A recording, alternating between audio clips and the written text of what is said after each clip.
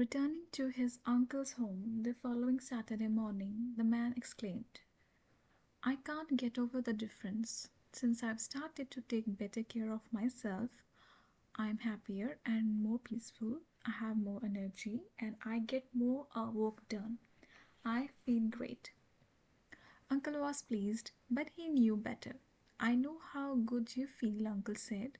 I felt the same exhilaration when I first gave myself permission to take very good care of myself. But don't you feel that something is missing? His uncle challenged. The man was disappointed that his uncle had taken the edge off his happiness. So he asked himself, can I be doing something better for me right now than feeling disappointment? Then he chose to hear his uncle's enthusiasm as uncle recalled how good it was for him too. After that, he thought about why his uncle had tempered his reaction. What else could he learn? Now that you mentioned it, the man admitted something does feel missing, incomplete. Uncle suggested, remember the three areas of the garden we spoke of in our first conversation?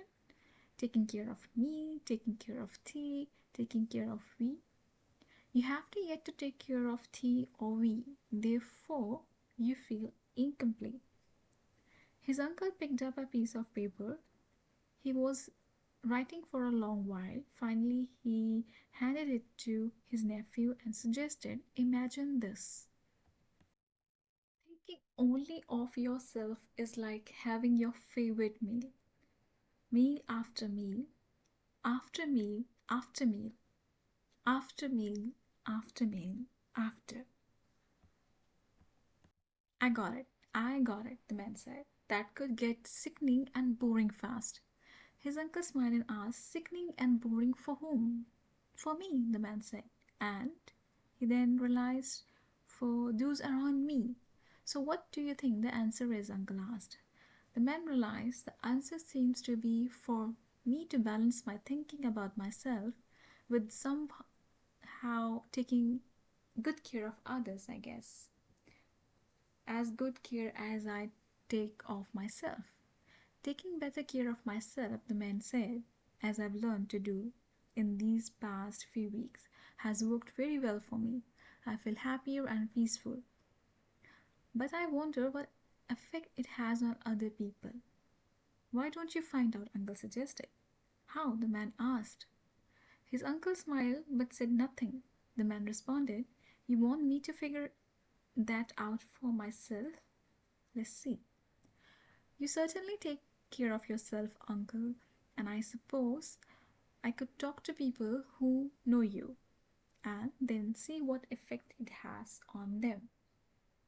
As soon as Uncle suggested it, the man knew whom he wanted to talk to, the business people who worked with Uncle, and perhaps later the one person who knew Uncle best. The man stood up and shook hands with his favorite uncle. He sensed it. It was the time to move beyond an interest in himself. Uncle's business associate greeted the man in her office.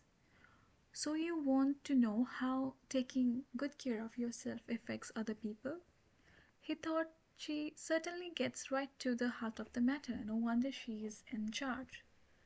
Your uncle has really helped me, she said. If I can help you, I would happy to do so.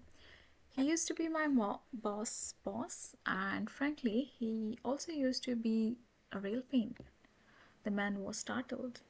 But that was a very long time ago. Then something extraordinary happened. He became more pleasant, and his work, as good as it already was, improved dramatically. None of us could figure out what had happened to him.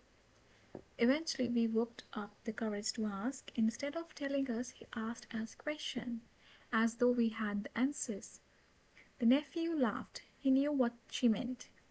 Your uncle asked, how much time do you spend taking care of yourself? Do you take better care of your job than you do of yourself? We admitted that we didn't take very good care of ourselves. We are busy doing other things.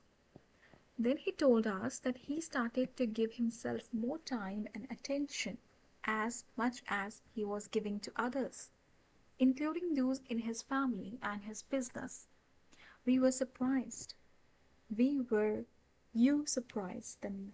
Why were you surprised? The man asked.